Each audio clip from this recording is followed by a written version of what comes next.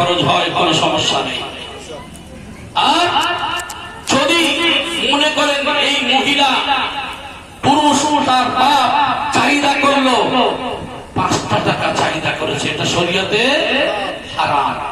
তবে আমরা কিন্তু খুব ভালো, আমি কিন্তু কোনো চাহিদা করবো না বেহাই, তবে কিন্তু 100 জন বরযাত্রী নিতে হবে। কোন চাহিদা আমার নাই, আমার ফ্যামিলি কিন্তু অনেক বড়, 100 জন বরযাত্রী নিতে হবে। আরে তুমি ওর 50 লাখ টাকা চাওয়া আর 100 বরযাত্রী কেন তুমি জোর করে ক্লেম চাপিয়ে দেওয়া, এটা তোমার জন্য ওই একই ব্যাপার হয়ে গেল।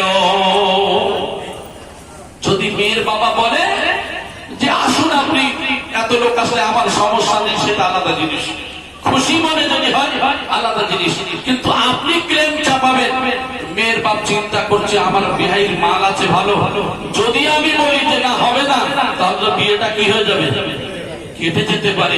তাই চিন্তা ভাবনা করে ভয়ে ধার করুক আর দেনা করুক, সে কি করে বলে হ্যাঁ আসুন কোনো সমস্যা নেই, কিন্তু ভিতরে এদিকে 52 আর 53 শুরু হয়ে গেছে। আমার সোনার ভাই, ইসলামের বিচার ব্যবস্থা কত সুন্দর। ইসলামের বিচার ব্যবস্থা দেখা যায় আল্লাহ রাসূল সাল্লাল্লাহু আলাইহি ওয়াসাল্লাম বললেন, খুব মানুষ দিয়ে তুমি বিবাহকে সেরে নাও, জোরে বলি সুবহানাল্লাহ। ওই গালে ক্ষীর দেওয়া, ওই যে শরীয়তের যে বেখেলাফ কাজ, গায়ে হলুদ, এগুলো শরীয়তের কোন জায়গায় নেই, এগুলো একেবারে হারাম। তবে ওলিমা করাটা আপনার আমার জন্য উচিত। ওলিমাটা শুধু যে বড় বড় ফাঁসি দিয়ে করতে হবে এমন কথা নেই। ওলিমা তুমি সামান্য কিছু দিয়েও ওলিমা করবে, অর্থাৎ বউ ভাত যেটাকে বলে, এটা কিন্তু রাসূলুল্লাহ সাল্লাল্লাহু আলাইহি ওয়াসাল্লাম খুবই জোর দিয়ে বলেছেন, জোরে বলে সুবহানাল্লাহ।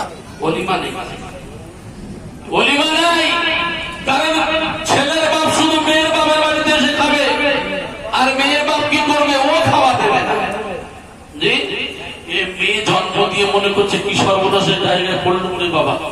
এই জন্য করে মেয়ে ছেলে হলেই মানুষের মন শূন্য হয় না, মেয়ে ছেলে হলে কি হয়, মন শূন্য হয়ে যায়। আমার ভাই, এই সমস্যা দাঁড় করিয়েছি আমি, আপনি, আমরা, আপনারাই এই কাজ করেছি। এই জন্য করে রাসূলুল্লাহ সাল্লাল্লাহু আলাইহি ওয়াসাল্লাম কত সুন্দর এই বিচার ব্যবস্থা করেছেন। শুধু তাই নয়, এখন বর্তমান জামানায় আরো কত কি বলি দেখা যায়। রাসূলুল্লাহ সাল্লাল্লাহু আলাইহি ওয়াসাল্লাম হাদিসের মধ্যে দেখছিলাম যে একজন মহিলা আরেকজন মহিলার গোসল করাচ্ছে। কি করাচ্ছে? গোসল করাচ্ছে।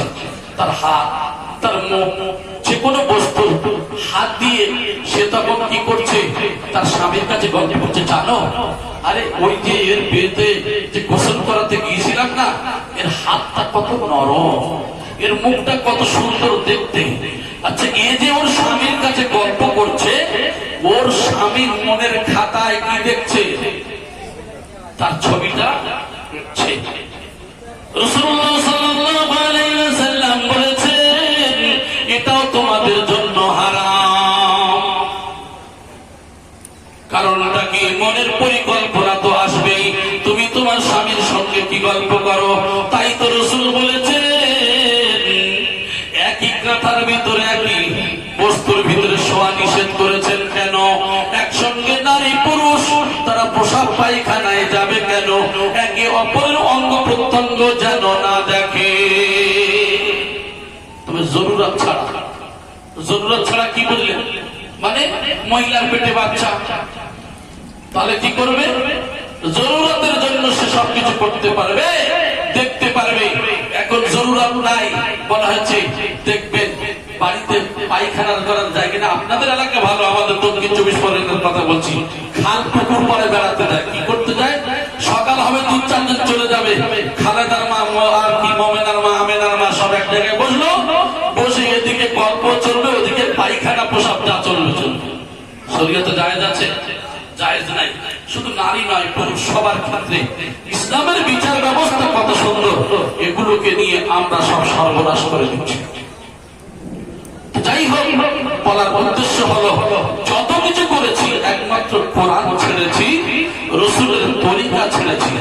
এই ছাড়ার কারণে আমাদের পর্দাকে হারিয়েছি, যার কারণে আমাদের পেটে যে সন্তান আসছে, এই সন্তান কিন্তু কোন সন্তান আমি এর আগে অনেক আগে আলোচনা করেছিলাম, তবে আপনাদের এলাকায় নয়।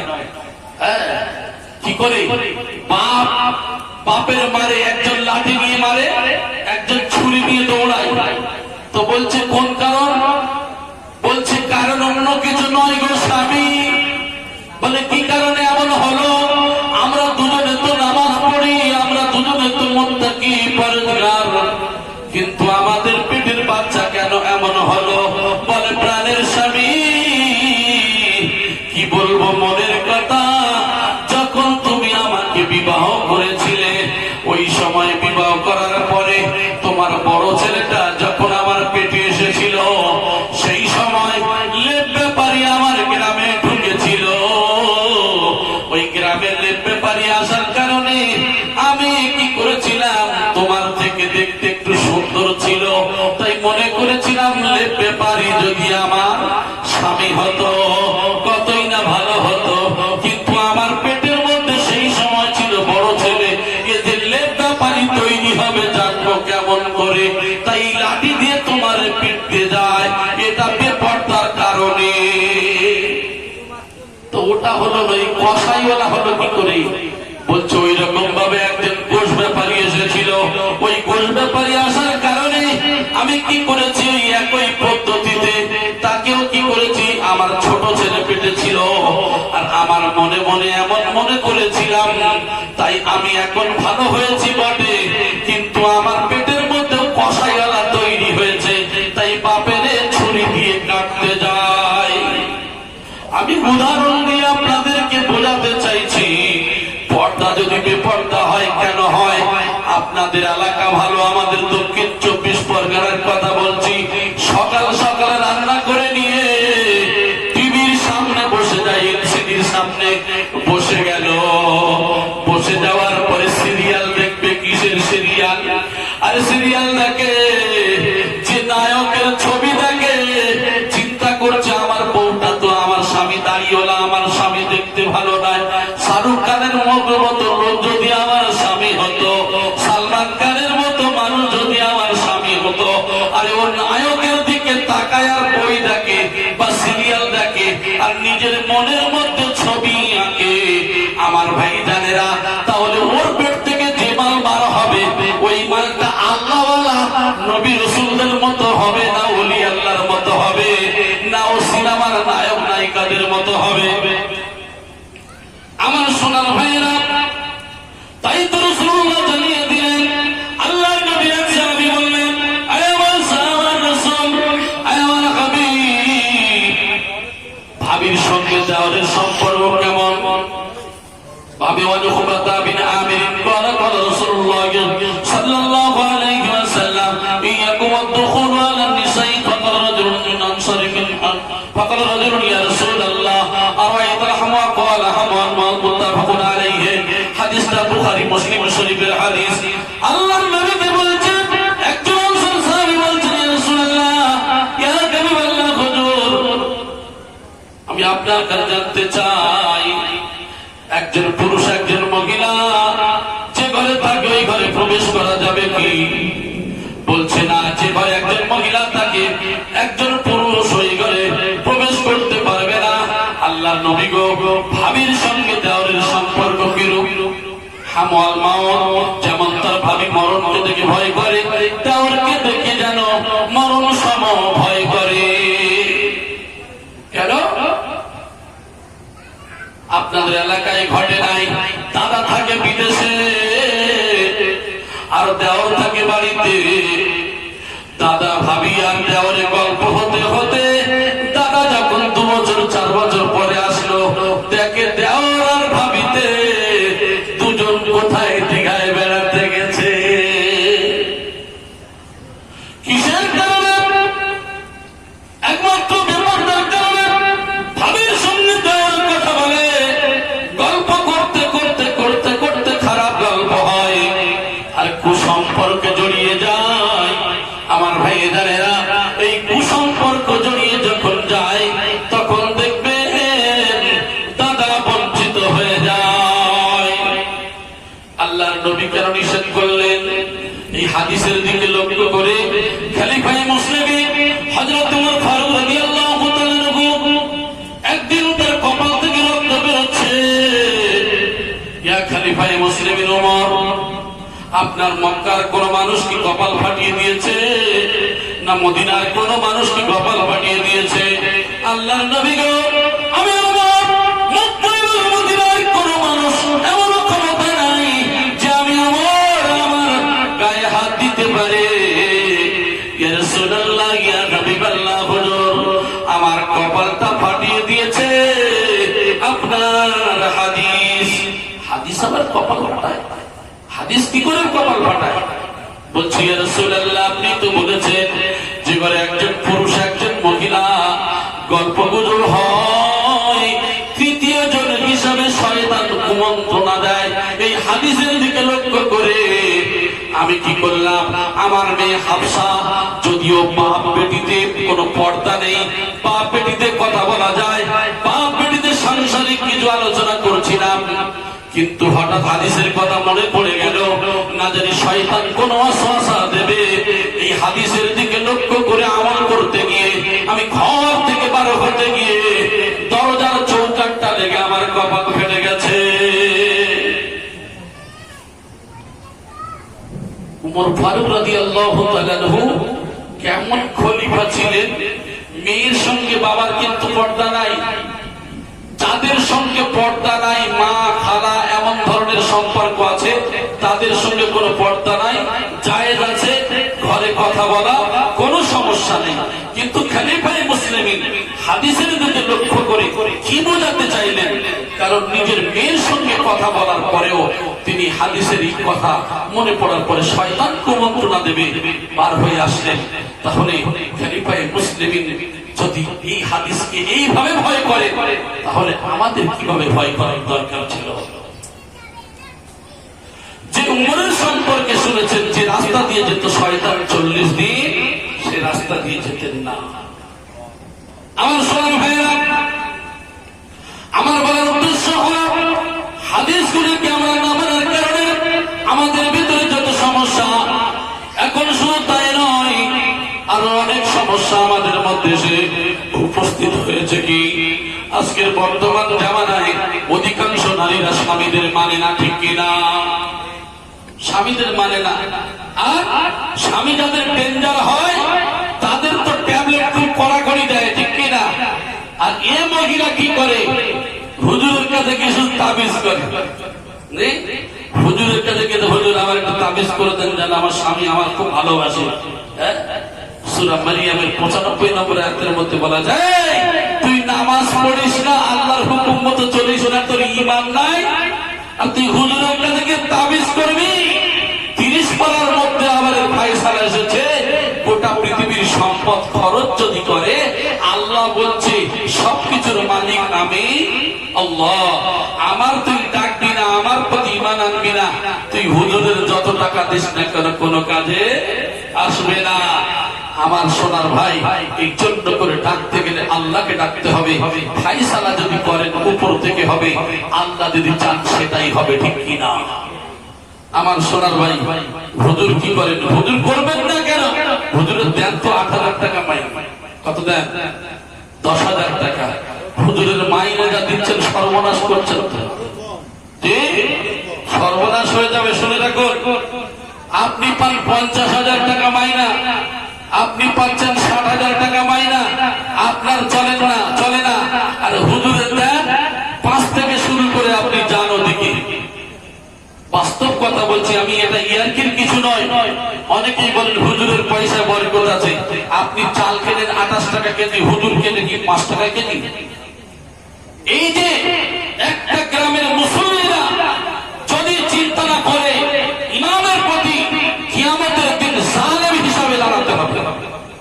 জুলুম করা, জুলুম বলতে কি? একজন মানুষকে হত্যা করলেন, মারলেন, এ একটা জুলুম। টুপিটা খুলে মাথায় না দিয়ে পায়ের হাঁটুর উপরে এটা একটা জুলুম। আর আপনার যে বিবি বাচ্চা ছেলে মেয়ে সব ছেলে আপনার গ্রামে এসে পড়ে আছে, আপনি তার যা মাইনে দিচ্ছেন, সে সূরা ফাতিহা পড়তে চিন্তা করছে যে বাড়িতে যাওয়ার পরে একটি বাকি করে বউ খেয়েছে, হিসাবটা দেব কি করে? আমার সোনার ভাই জেনে রাখবেন, ইমাম মানে আমরা বলি নেতা, কিন্তু নেতাদেরকে কি অবস্থা যে করে রেখেছি, এই ইমামদের প্রতি না লক্ষ্য রাখার কারণে এই গ্রামের লোকেরা এরা গুনাহগার হবে, শুধু জালেমের খাতায় নাম পড়বে। এক নম্বর। দুই হলো ইমাম সাহেব তখন কোন পথ বেছে নেয়? ইমাম সাহেব তখন কিন্তু তার বাঁচতে হবে, বাঁচার পথ বেছে নেয়। কি করে? তখন তিনি বিভিন্ন পন্থায় হাঁটতে শুরু করে। চিন্তা করে, তো এমনি তো মাইনে দেয় না, তো এর ছেলের এখন জেনে ধরেছে। কি ধরেছে? জেনে ধরেছে মাইনে কত? 50,000। মাস্টারি চাকরি করে, ডক্টরি করে, লাখ টাকা ইনকাম। ওর ছেলের জেনে ধরেছে। রাতের বেলা কি বলছে? হুজুর বলে কি? বলে আমার ছেলে এই সমস্যা হচ্ছে। বলি এর তো 4টে জেনে ধরেছে। কি ধরেছে? 4টে ধরেছে। তাহলে কি করতে হবে? বলে এর যে কাজ, এর তো করতে হবে অনেক কিছু, লাগবে 5। খুব কম করে বলেছে, দেশের লোক তো 5 লাগবে। এইরকম খরিদ্দার যদি গোটা চারিক 5-এ হয় কত হবে? যে 500 দেবে, এদিকে 500 দেবে, আপনার পিছন থেকে আপনি জানবেন না। কারণ হুজুররা মান্তিক পড়া জিনিস, এত ভেবে ভাববেন না। হুজুররা মান্তিক পড়েছে যে লয়াররা যা পড়ে, লয়ারের বাবা হলো মৌলানা। এটা জেনে রাখবেন, এরা আইনের বই আরবিতে পড়ে এসেছে। শুধু বোকার মতো, পাগলার মতো ঘুরে বলে এটা কিচ্ছু জানে না। বুঝতে পেরেছেন আমার সোনার ভাই? তবে আমি অনুরোধ করবো, পায়ে ধরে বলবো, যে যার জায়গা থেকে যার যে হক রয়েছে, সেই হকটা অবশ্যই আদায় করার চেষ্টা করবেন। কাল কিয়ামতের ময়দানে না হলে যে যার জায়গা থেকে যদি সঠিক বিচার না করি, ধরা পড়ে যাবে। সোজা কথা, যে যেদিক থেকে হোক। একটা সংসারে মনে করুন আমি দায়িত্বে আছি, আমার দায়িত্বে ছেলে, বউ, বাচ্চা, মেয়ে, আমার সন্তানের বাচ্চা যারা আছে, এখন আমার দায়িত্ব হলো সঠিকভাবে দিনদারি শেখানো, সঠিকভাবে পরিচালনা করা, পর্দা প্রশিদায় রাখা। এই যে সিস্টেম আছে, এই সিস্টেম অনুযায়ী যদি না চালাই, কাল কিয়ামতের ময়দানে আমারও আল্লাহ জিজ্ঞাসা করবেন, কেন তুমি তোমার সংসারের দায়িত্ব পালন করোনি? যেমন 7 শ্রেণীর মানুষ যেদিন কোন ছায়া থাকবে না, সেই দিনকে 7 শ্রেণীর মানুষের উপরে ওই ছায়া থাকবে, আল্লাহর আরশের ছায়া। নম্বর 1 হলো ইমামুন আদিল, ওই বাদশাহ হলো ন্যায়পরায়ণ বাদশাহ। জোরে বলেন সুবহানাল্লাহ। ন্যায়পরায়ণ বাদশাহ বলতে কি বোঝে? দেশের প্রধানমন্ত্রী হলে দেশকে সঠিকভাবে পরিচালনা করা। হিন্দু মুসলিম, জৈন খ্রিস্টান না, দেশের প্রধানমন্ত্রীর কাজ হবে সমস্ত মানুষকে সমান চোখে দেখা। যদি না করা হয়, ধরা পড়ে যাবে। রাজ্যের মুখ্যমন্ত্রী যদি হয়, তার দায়িত্ব হলো রাজ্যকে সঠিকভাবে পরিচালনা করা। যদি না হয়, কেউ ধরা পড়ে যাবে। যদি কোনো পৌরসভার চেয়ারম্যান হয় বা কোনো যদি প্রধান হয়, প্রধানের দায়িত্ব হলো তার পঞ্চায়েতের আন্ডারে যত কিছু আছে সঠিকভাবে পরিচালনা করা। গ্রামের সদস্য যদি হয়, তার দায়িত্ব হলো গ্রামকে পরিচালনা করা। এখন দেখতে পাচ্ছি যে আমি তো তৃণমূল পার্টির লোক, ও তো বিজেপি পার্টির লোক, ও অমুক পার্টির লোক, ওর কিচ্ছু দেবো না, যা দেবো এর দেবো। এটাও কিন্তু ধরা পড়ে যেতে হবে। আপনি হলেন সবার অভিভাবক, আপনার দায়িত্ব অভিভাবক হিসাবে সঠিক কাজ করা। ইসলাম এই শিক্ষা দেয়। জোরে বলি সুবহানাল্লাহ। ইসলামের শিক্ষা হলো এই শিক্ষা। খলিফা মুসলিম হযরত ওমর ফারুক রাদিয়াল্লাহু তাআলা মদিনার সমস্ত মানুষেরা ঘুমিয়ে পড়েছেন। খলিফা মুসলিম হযরত ওমর রাদিয়াল্লাহু তাআলা হাঁটতে হাঁটতে হাঁটতে হাঁটতে একটি উপত্যকার দিকে লক্ষ্য করলেন। ওই উপত্যকার উপরে লাইট জ্বলতে শুরু করেছে, দপদপ করে লাইট জ্বলে। খলিফা মুসলিমের হেঁটে হেঁটে কাছাকাছি চলে গেল।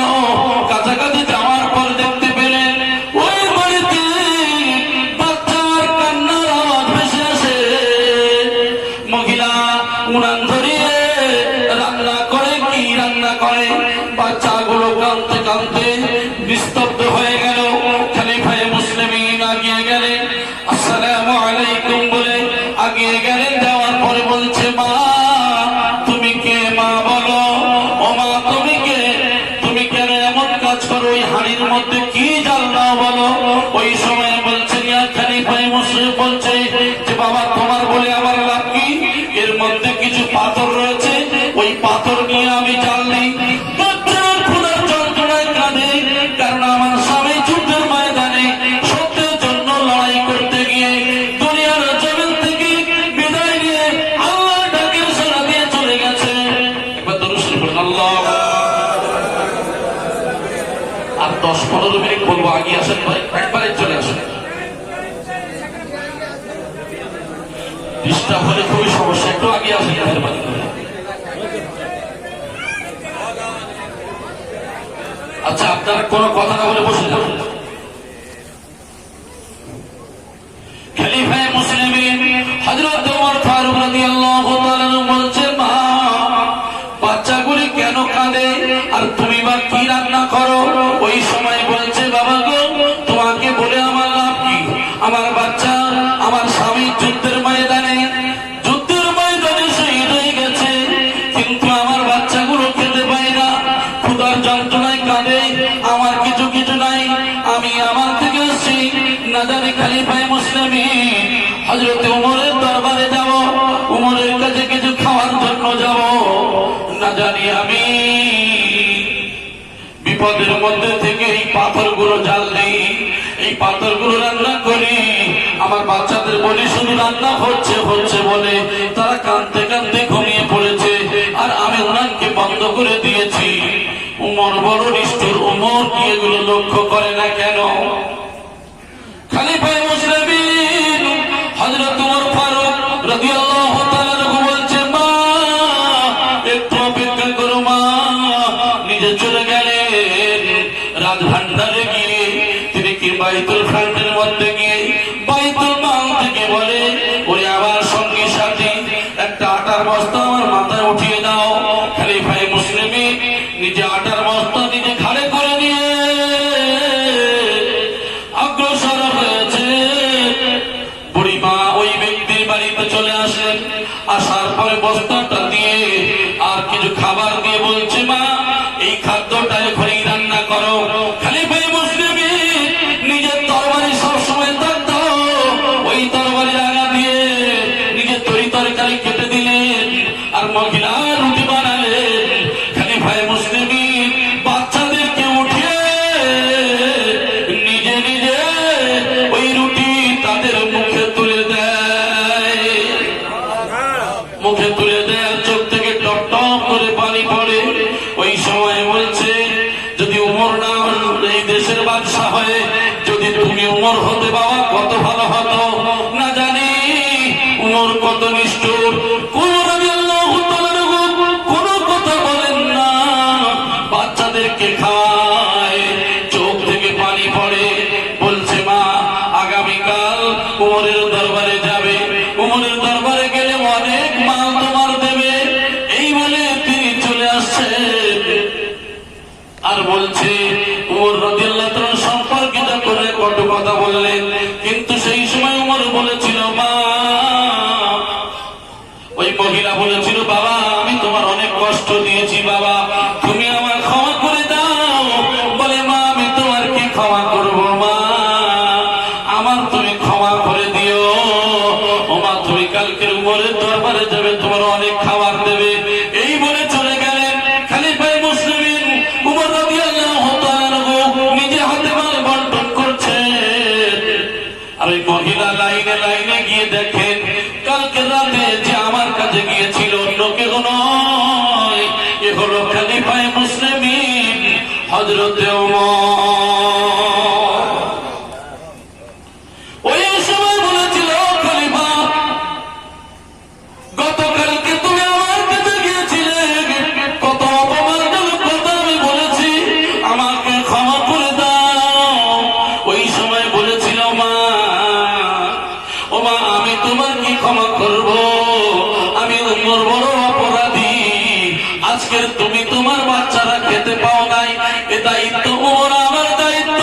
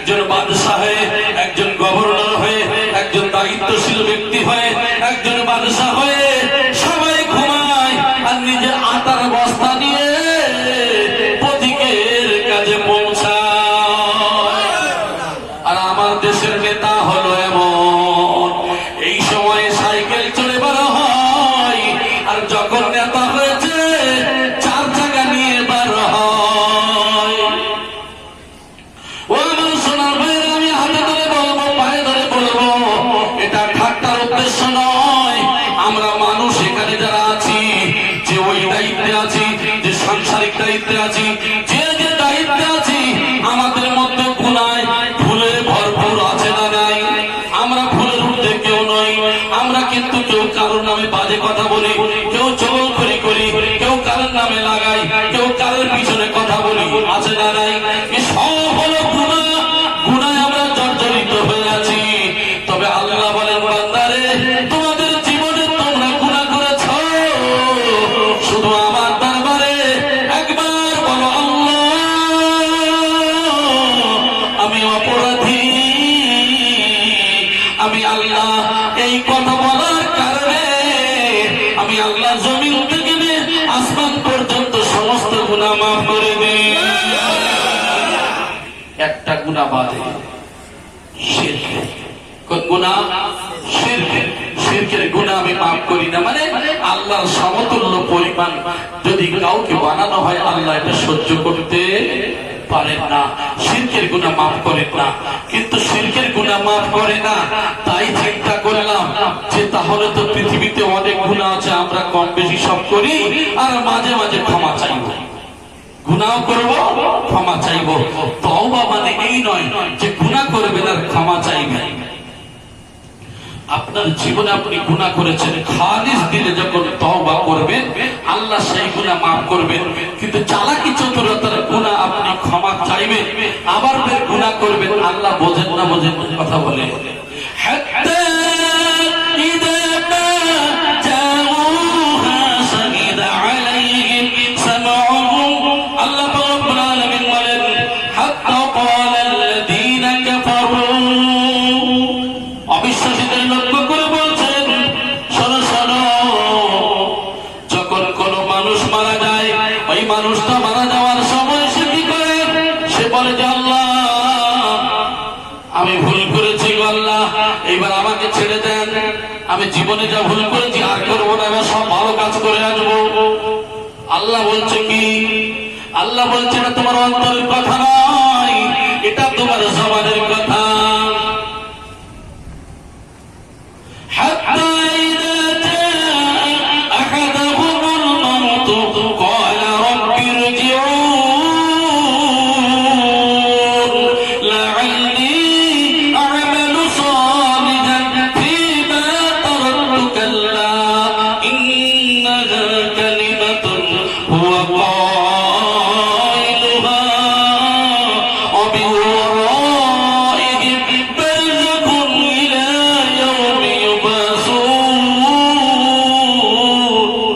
আল্লাহ জানিয়ে দিচ্ছেন, কি বলছেন? মানুষ যখন মরে যাওয়ার সময় হয়, আল্লাহ গো আমার মৃত্যু দিও না, আমার ফিরিয়ে দেন, সব কাজ ভালো কাজ করে আসবো, আল্লাহ আর ভুল হবে না। আল্লাহ বলছে 70 বছর সময় দিলাম, 60 বছর সময় দিলাম, জীবনে এত সময় দিলাম, এতদিন তুই ভালো কাজ করে আসতে পারলি না, আর এখন তুই ভালো কাজ করে আসবি, এটা তোর মুখের কথা, অন্তরের কথা নয়। তাই স্বামী কি করেছে? হার কিনতে পারে নাই, কানের দুল কিনতে পারে নাই। আমার মা বোনেরা কি করেছে? এরা বন্ধন কোম্পানি আমাদের খালাতো ভাই, বন্ধন কোম্পানি আমাদের মামাতো ভাই। গুরুগুলো পৃথিবীর জমিনে যত রকম সুদের ব্যাপার আছে, স্বামীর অ্যাভয়েড করে, স্বামীর মানে না, কারণ এরা তো আমার কানের দুল গলার হার দিতে পারে না। তাই কি করে?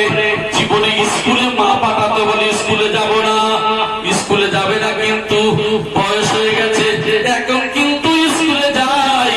বন্ধন কোম্পানির স্কুলে গিয়ে বলে স্যার স্যার, যে জীবনে স্কুলে পড়ে নাই, এখন স্যার ভালো বোঝে।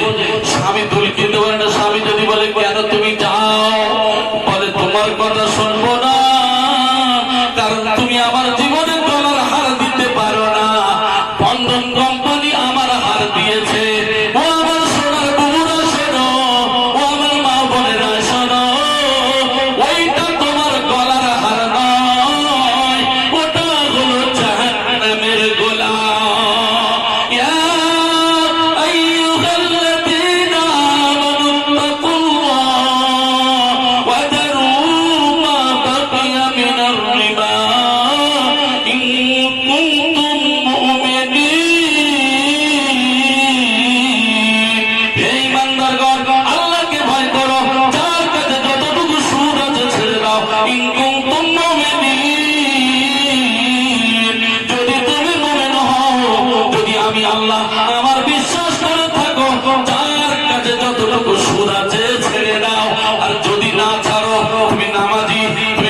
মুহাদ্দিস, তুমি মুফাসসির, তুমি আল্লামা, তুমি ফুকাহা, পৃথিবীর জমিনে যত বড় দামি দামি ব্যক্তি হও না কেন, সূরা আল-বাকারার 279 নম্বর আয়াতের মধ্যে জানিয়ে দিল, ফাইল্লাম তাফআলু ফাজানু বিহারবিন মিনাল্লাহি ওয়া রাসূলিহি।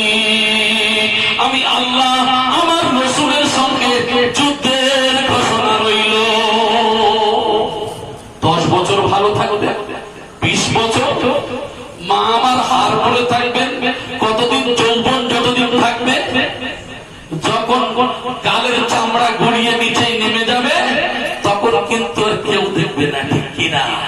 তাহলে এই যে বললেন কি আগুনের গোলা, আগুনের হার, কারণ আল্লাহ বলছেন পৃথিবীতে সব থেকে বড় পাপ হলো যারা এই কাজের সঙ্গে যুক্ত থাকবে। আমি আল্লাহ আমার রাসূলের সঙ্গে যুদ্ধের ঘোষণা।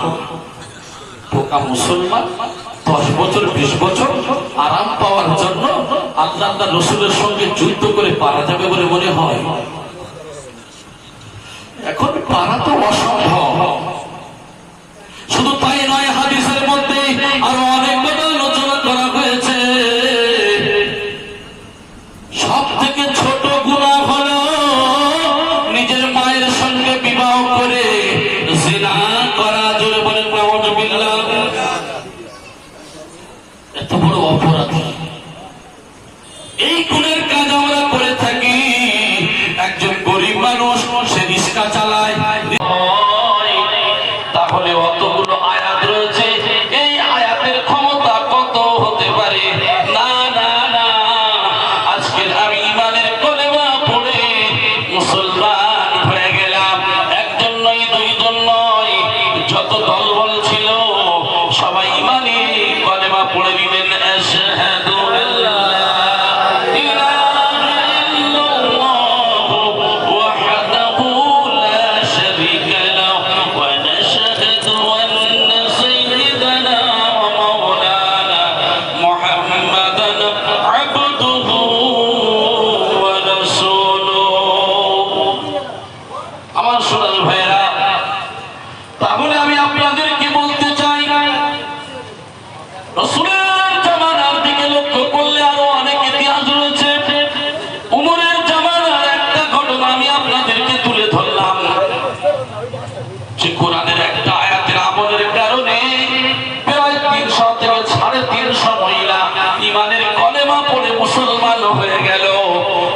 আমরা মুসলমানের ঘরের ছেলে মেয়েরা আমরা কি করি? আমরা কিন্তু সেদিকে ভ্রুক্ষেপ করি না, বরং দেখা যায় আমাদের মধ্যে কোনো পর্দা নাই, আমাদের মধ্যে কোনো পর্দা নাই, কিছু নাই। সেই জন্য করে এই জাহেলি যুগের নারীরাও তারা যেমন অলঙ্গ থাকতো, তারা অর্ধলঙ্গ থাকতো। কেন? নিজেদেরকে প্রদর্শন করতো, মানুষের দেখাতো। তারা এইভাবে বর্বরতা, অসভ্য বলে তারা এই সমস্ত কাজ করতেন। একমাত্র এই অশ্লীল বেহায়াপনা পথ অবলম্বন করা আল্লাহ পাক রব্বুল আলামিন তিনি কোরআনে কারীমের মধ্যে তা নিষেধ করেছেন। জোরে বলি সুবহানাল্লাহ। তাই বলা হলো, ইয়া আইয়ুহান নাবিয়্যু কুল লিআজওয়াজিকা ওয়া বানাতিকা ওয়া নিসাইল মুমিনিন ইউদনিনা আলাইহিন্না মিন জালাবিবিহিন্না যালিকা আদনা আন ইউরাফনা ফালা ইউযাইন। আল্লাহ পাক রব্বুল আলামিন বলছেন, হে নবী, আপনি আপনার স্ত্রীদেরকে, আপনি আপনার কন্যাদেরকে বলুন, মুমিন নরনারী, মুমিন নারীদেরকে বলে দিন, তারা যেন তাদের চাদরের কিছু অংশ নিজেদের উপরে টেনে নেয়, অর্থাৎ তাদের বক্ষ দেশকে যেন বন্ধ করে দেয়, তাদের শরীরের উপরে কিছু অংশ যেন টেনে দেয়, এতে করে তাদের চেনা যেন সহজ হয় এবং তাদের উত্তপ্ত করা হবে না। আরেকটু জোরে বলি সুবহানাল্লাহ। মানে পর্দা করলে সম্মান থাকবে না? থাকবে না। পর্দা না করলে সম্মানহানি হয়। সোনার ভাইয়েরা, আল্লাহর নবী সাল্লাল্লাহু আলাইহি সাল্লাম বিবিদেরকে নিয়ে গল্প করছেন, কথোপকথন করছেন। উম্মে মাকতুম রাদিয়াল্লাহু তাআলা আনহু, আল্লাহর নবীর অন্ধ সাহাবী, চলে গেলেন কোথায়? অন্ধ সাহাবী যখন গেলেন আল্লাহর নবীর কাছে সালাম করবেন, তার পূর্বে দেখতে পেয়ে আমার বিবিরা, যাও তোমরা ঘরের মধ্যে চলে যাও, ঘরের মধ্যে প্রবেশ করো। কেমন করে ঘরে প্রবেশ করবো, কেন করব? উম্মে মাকতুম তো অন্ধ মানুষ, হতো চোখে দেখে না। আল্লাহর নবী বলেন, আয়েশা রে, ও তো চোখে দেখে না বটে, কিন্তু তোমরা কি চোখে দেখো না? তোমরা তো চোখে দেখো। পর্দা ওদের জন্য যেমন জায়েজ, তোমাদের জন্য তেমন, তোমাদের পর্দা করা ফরজ, তাদের মধ্যে পর্দা করা ফরজ। আপনারা মনে করেন শুধু নারীর জন্য পর্দা? সূরা নূরের 30 এবং 31 নম্বর আয়াত, এই দুটো আয়াত রয়েছে একটা পুরুষের পর্দা করার ব্যাপারে আর একটা নারীর পর্দা করার ব্যাপারে। আমরা মনে করি শুধু নারীরা পর্দা করবে। আমার সোনার ভাইয়েরা, আপনাদের এলাকার কথা বলতে পারি না, আমাদের দক্ষিণ 24 পরগনার কথা একটু শোনাই। বিবাহ বাড়িতে বিবাহের আগের দিন আপনাদের এখানে কোন দিন বলে? গায়ে হলুদের দিন। আমার ভাই, গায়ে হলুদের দিন দেখবেন অনেক কিছু অনুষ্ঠান হয়, অনেকের গায়ে হলুদের দিন আর বিবাহের দিন যে কোনো দিন কাদা মাটি মাখামাখি হয়, হয় না? হয় না? কে মাখায়? বোনাই শালিরে মাখায়, শালি বোনাইরে মাখায়। জোরে বলে নাউযুবিল্লাহ। আমার সোনার ভাইয়েরা, নামাজ পড়ি আমি বড় কাজী, আমি বড় কাজী, আমার ঘরের মেয়ের বিবাহ হবে বলে একদিনের ব্যাপার, একদিনের আনন্দ। তুমি বৃদ্ধ মানুষ, ঘরে গিয়ে বসো। শালি বোনাই, বোনাই শালি, খালাতো বোন, মামাতো বোন, ফুফুতো বোন, একে অপরের সঙ্গে কাদামাটি মাখামাখি হয়। আরে কাদামাটি মাখামাখি হয় না, রং খেলার মতো ভাবি দেওয়ার সঙ্গে এমন সম্পর্ক হয়। আল্লাহর নবী বললেন, না তারাকতু বা'দা ফিতরাতান আদাররা আলা রিজালি মিনান নিসাই। আমি রাসূলুল্লাহ আমার মরণের পরে সব থেকে ফিতনা শুরু রেখে গেলাম মেয়ে ছেলে, এরা অধিক পরিমাণে ফিতনা করবে, অধিক পরিমাণে ফিতনা করবে। আগে পুরুষরা মহিলাদের সঙ্গে লাগতো, এখন কিন্তু মহিলারা পুরুষদের সঙ্গে বেশি লাগে। পুরুষের থেকে মহিলাদের লজ্জা সব থেকে বেশি বর্তমান জামানায় চলে গিয়েছে। আমি একটা উদাহরণ দিয়ে থাকি, উদাহরণটা হলো এটাই, যদি কোনো দাড়িওয়ালা চাচা যদি হয়, মাথায় টুপিওয়ালা যদি কোনো মাওলানা হয়, আর যদি মুখে দাড়ি থাকে, ওই মানুষটা যদি যায়, আমাদের খালেদার মা রাবেয়ার মা কি করে? খালেদার মা রাবেয়ার মা মাথায় ঘোমটা দেয়, টেনে দেয়, টানতে টানতে টানতে টানতে এমন টানা টানে যে মনে হয় পুকুরে পড়ে যাওয়ার উপক্রম হয়ে যায়। ওই ব্যক্তি যদি হাওড়া টু শিয়ালদা, বোম্বে টু মাদ্রাজ যদি পরিষ্কার করে দেয়, মাথার টুপি খুলে দিয়ে গোট দাড়ি যদি ছেঁচে দেয়, রাস্তা দিয়ে যদি আসে, দেখা যায় যেভাবে একটু আগে মাথার কাপড় টেনেছিল, তারপরে কিন্তু ওর মাথার কাপড় তো দূরের কথা, মাথার কাপড় যদি পরে থাকে, ও আরো গায়ের কাপড়টা সরিয়ে দেয়। জোরে বলে নাউযুবিল্লাহ। আমার সোনার ভাইয়েরা, কান খুলে খেয়াল করে শুনুন। আজকের আমি আপনাদেরকে যে কথা বলতে চাচ্ছি, আজকের পর্দাগুলি আমাদের সমাজ থেকে সরে গিয়েছে।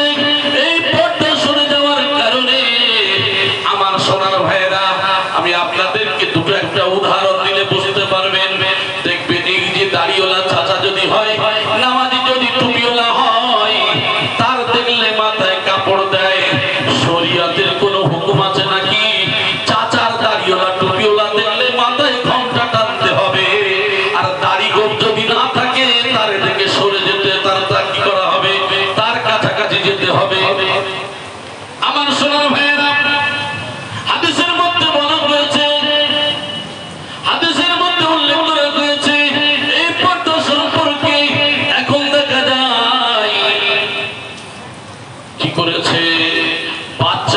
শিক্ষা দেয়, বাবা রে, ও বাবা তোমার এখানে দাঁড় করিয়ে দিচ্ছি, আমি গোসল করছি পুকুরে, খবরদার কোন লোক আসলে তুই বলিস, কি বলিস, লোক আসলে আমার বলবি মার পুকুরে কোনো কাঠ নাই, পর্দা নাই, পুকুরে গোসল করে। পুকুরে গোসল করতে নেমেছে, একজন ব্যক্তি হেঁটে হেঁটে আসে, আরো বাচ্চা বলে মা, বলে কি, বলে লোক আসছে। মা কাপড়গুলো ঠিক করে নিয়েছে, তো দেখে একজন মানুষ এসেছে, বলে ও তো মানুষ নয়, ও তো অমুক পাড়ার অমুক। তারপরে একজন আসছে, আবার বলে মা লোক আসছে, বলে ওটাকে, বলে লোক আসছে। যখন মা আবার কাপড় ঠিক করে দেখে, বলে তুই কি জানিস না ও কি লোক নাকি? বলে ওকে, বলে অমুক জায়গার অমুক পাড়ার ওই ব্যক্তি। এখন একজন হুজুর হেঁটে আসছে, হুজুরের মাথায় টুপি আর মুখে দাঁড়িয়ে হেঁটে আসে, বলে এ তো আমাদের পাড়ার ইমাম সাহেব, এ আমাদের পাড়ার হুজুর। তার ছেলেটা আর কিছু বলে না, মা তো দুবার ধমক দিয়েছে, এ চুপচাপ রয়েছে। আর যখন কাছাকাছি আসে, মা দেখতে পেয়ে বলবে, ছেলেকে ধমক দিয়ে বলছে, এই ছেলে বেটা, তুই কি দেখিস নি লোক আসছে? বলে না, ও মা এটা তো লোক নয়, এ তো আমাদের পাড়ার হুজুর, এ তো আমাদের পাড়ার ইমাম সাহেব। বলে বোকা কোথাকার, এইগুলো হলো লোক। কি এইগুলো হলো লোক? বুঝতে পেরেছেন? আজকের ছেলে কেন বাপের ভাত দেয় না, মায়ের ভাত দেয় না? কেন ছেলের পেট থেকে, মেয়ের পেট থেকে, আজকের আমাদের বিবির পেট থেকে কেন এই মাল বার হচ্ছে? বুঝতে পারছেন? এই প্রোডাকশন, পর্দা ছাড়া প্রোডাকশনের মাল। না জানে দোয়া, না জানে উজু, না জানে গোসলের ফরজ। যদি বলা যায় খালেদার মা গোসলের ফরজ কটা বলো না? গোসলের ফরজ আবার কি রে বাবা? কেন আমি পুকুরে যাই, পুকুরে গিয়ে কি করি, ওই উজু যেরকম করে উজু করে টপ টপ করে ডুব মেরে আমি তো চলে আসি। ওরে খালেদার মা, 50টা ডুব দিয়ে তুমি সাবান 100 খানা মেঘে ফেলো না, তোমার গোসল ফরজটা আদায় হবে না। গোসলের ফরজ হলো 3টি। কটা বললাম? 3টি। এই গোসলের ফরজ হলো গড়গড়ার সহিত কুল্লি করা, নাকের নরম মাংস পর্যন্ত পানি পৌঁছানো। আমরা কিন্তু পানি অনেক দিই, পানি নিয়ে শুধু দিয়ার নাকে আঙ্গুল ঠিক মতো ঢোকানো দূরের কথা, শুধু লাগিয়ে ছেড়ে দিলাম।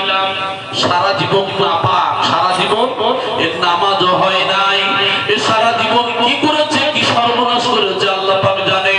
আমার বলার উদ্দেশ্য হলো, গোসলের ফরজ যখন হয়ে যাবে, আমার মা বলুন আর পুরুষেরা বলুন, যেই বলুন না কেন, গড়গড়ার সহিত কুল্লি করবেন আর নাকের নরম মাংস পর্যন্ত পানি পৌঁছাবেন। পানিটা নিয়ে এমন করে আস্তে টান দেবেন, আঙ্গুলটা প্রবেশ করাবেন, যেমন নরম মাংস পর্যন্ত পৌঁছায়, এইভাবে আপনার পানিটা প্রবেশ করাতে হবে। তারপরে সারা শরীর ধৌত করবেন। এখন আমার বলার উদ্দেশ্য হলো, বিশেষ করে গোসলের ফরজগুলি আমি দেখেছি, লক্ষ্য করে অধিকাংশ মহিলারা, আমার মনে হয় এই গোসলের ফরজগুলো কেমন ভাবে আদায় করে জানা নাই। তবে নাকের নরম মাংস পর্যন্ত পানি পৌঁছানো, একসার ভিতরে যারা মাদ্রাসা পড়ছেন বা পড়েছেন বা তালিম নিয়েছেন আলাদা জিনিস, একসার ভিতরে 90% মানুষ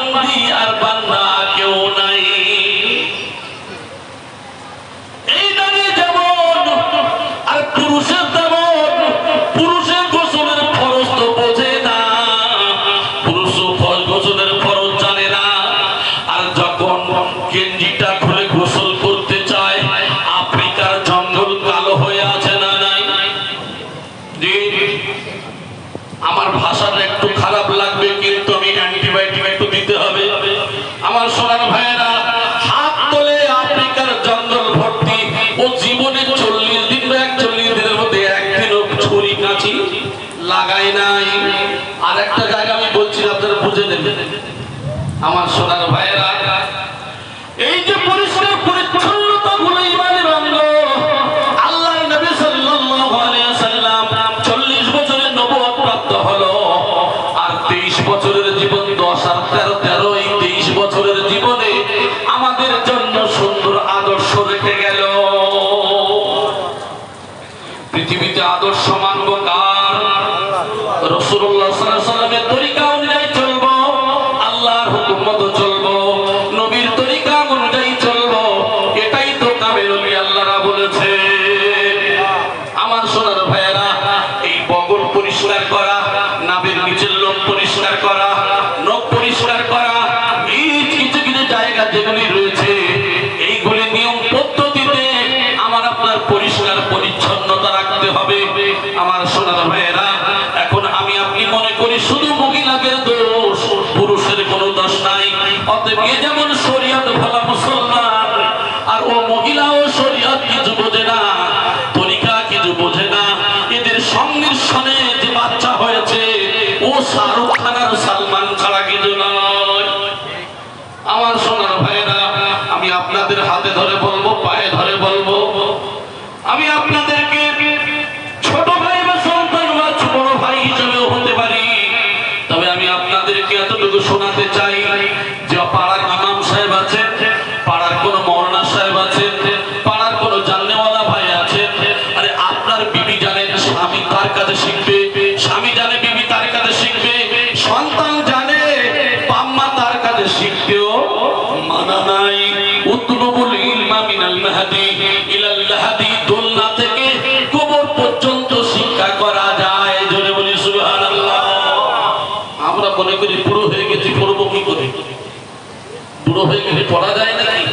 আমাদের দ্বারা এটা সম্ভব নয়। সেই জন্য করে আমরা কি করি? আমরা এগুলো পড়তে চাই না, আমরা এগুলো চিন্তা ভাবনা করি না। আমার ভাই না, অবশ্যই শিখতে হবে। 100-র ভিতরে 90% আমাদের গ্রামে যদি খোঁজা যায়, একটা গ্রামের মধ্যে 90% মহিলাদের মধ্যে 80% কি আপনার 60% মহিলা কোরআন জানে। জোরে বলেন সুবহানাল্লাহ।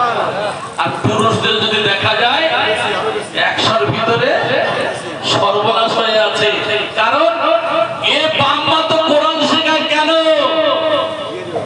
এক নম্বর চিন্তা ভাবনা হলো বিবাহের সময় জিজ্ঞাসা করবে, মা তুমি কোরআন জানো কি বলো? ছেলের বাবা দেখতে গেছে মেয়েকে, সঙ্গে গেছে আরো কতজন, যাওয়ার পরে সেখানে গিয়ে বলছে, মা তুমি কি কোরআন জানো? এখন এর বাবা তো কোরআন শিখিয়েছে, ওই জন্য করে এ মুখটা বড় করে বলছে, আমার মেয়ে 3 বার কোরআন খতম দিয়েছে, 4 বার কোরআন খতম দিয়েছে। এবারে আমি বলি, ওই মহিলার বাবা মা বা ওই মহিলা যদি একবার ঘুরিয়ে ধরে, ও বাবা আপনি আমার জিজ্ঞাসা করেন কোরআন জানেন কিনা, এখন আপনার ছেলে কায়দা জানে কিনা,